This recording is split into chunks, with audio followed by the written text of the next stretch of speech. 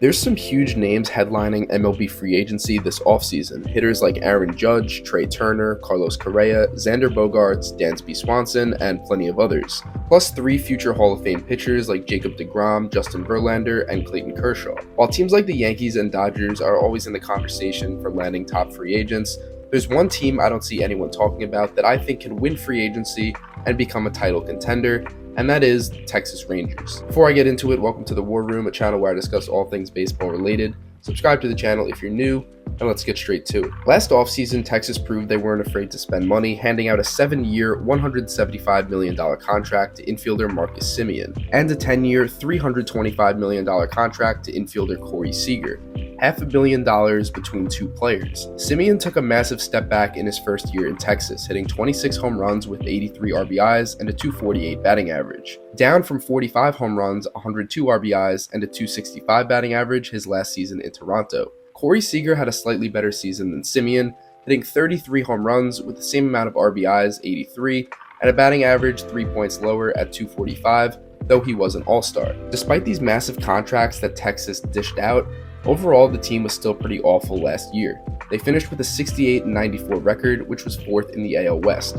Part of this terrible year was because of the team's pitching. Their ERA as a team was a 4.22, which ranked 22nd in the league, and they had a total of 1,314 strikeouts, which ranked 21st. Point is, their pitching isn't atrocious, but not very good. The best pitcher in their starting rotation in 2022, by far, was Martin Perez, 196 innings pitched with a 2.89 ERA, and 169 strikeouts. Those are pretty solid numbers for a team's ace. The problem is, the talent in this rotation pretty much started and ended with him.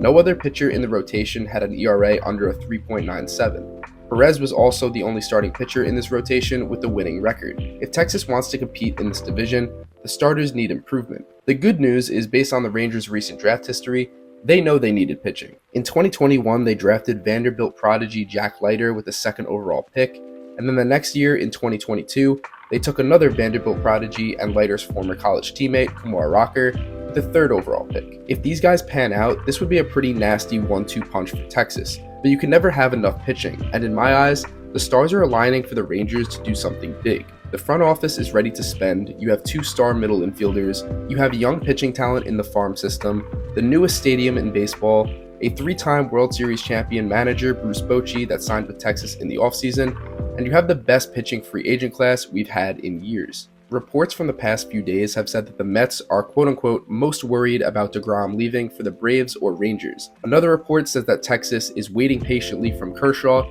to see what he plans on doing with his career. And based on everything I've said so far in this video, I think the Rangers are going to go all in for these 2 guys. deGrom has had some injury trouble the past few years, but he's still easily the best pitcher in the league when healthy, and I'm not going to debate anyone on that in the comments, it's true. The injury bug has been getting to Kershaw as well, though he's still extremely productive while he's on the field, as he went 12-3 this past season with a 2.28 ERA. Just imagine if the Rangers signed deGrom and Kershaw, then added Leiter and Rocker to the big league roster when they're ready, plus having Semien and Seager in the infield, and Adolis Garcia in the outfield, who I haven't even mentioned yet. That is a pretty stacked team that would be very fun to watch. The Rangers can go from a 20-something ranked pitching staff to the best rotation in the league in one offseason. You can argue that there isn't a lot of depth in the bullpen or the lineup, but they can still manage to pull off some minor trades and signings to tweak those as well. If there was one free agency that the Rangers needed to win to take their team to the next level, it's this one. Because if they don't sign deGrom or Kershaw,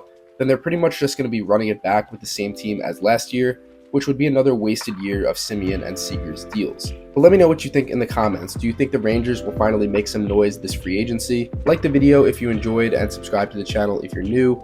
And as always, I'll see you guys in the next one.